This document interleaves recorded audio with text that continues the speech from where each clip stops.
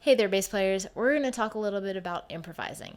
This video is going to offer you a couple of tools and tips so that you can make bass lines a little bit more interesting, so that you can figure out what to play other than just the root note, and that so you can start to integrate fills and interesting note choices to create bass lines.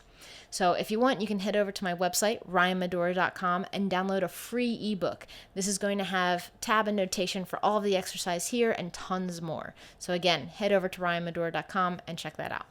In the meantime, let's get started. When it comes to improvising, the best thing you can do is figure out what key you're in, what the chord progression is, and how you can move from one chord to the next. That's really what it's all about, those three things.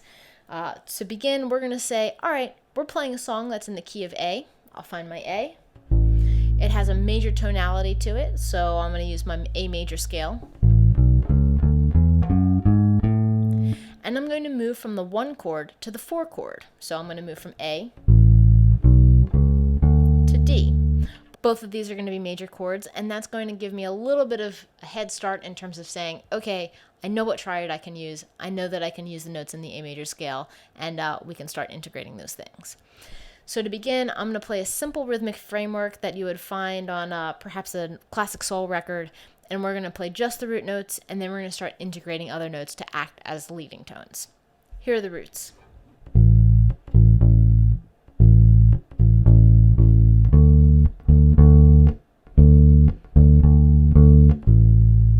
So that's our basic framework. The next thing I'm going to do is say, all right, maybe I can use the third of the chord to take me from my A to the D. It'll sound like this.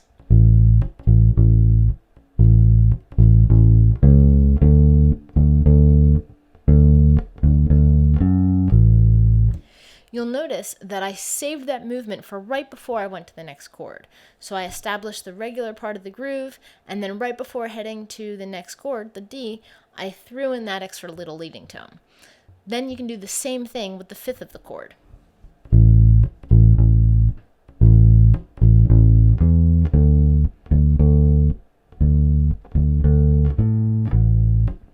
Next, you can play the full triad.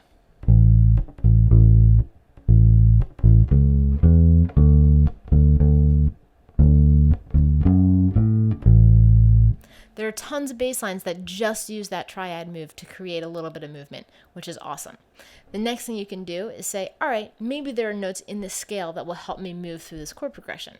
Coincidentally, it works perfectly as we're moving from A to D.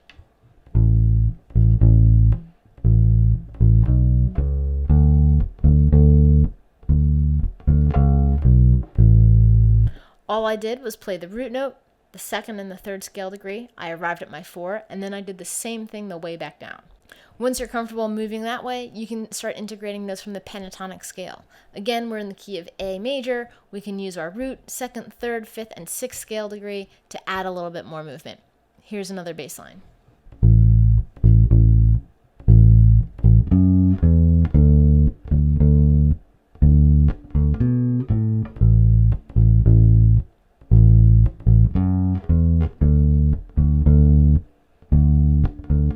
I can switch the order of those same notes.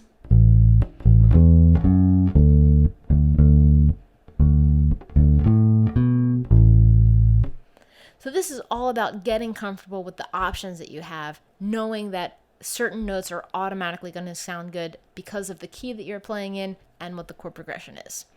So if you want more exercises, again, head over to my website, ryanmedora.com, and you can download the free ebook that has a lot of great stuff in it especially if you're a beginner to the instrument and you're just getting comfortable improvising. You can also like this video, subscribe to my YouTube channel, and hit up my TrueFire channel for even more videos, tab, notation, exercises, all the good stuff. Thanks so much and happy practicing.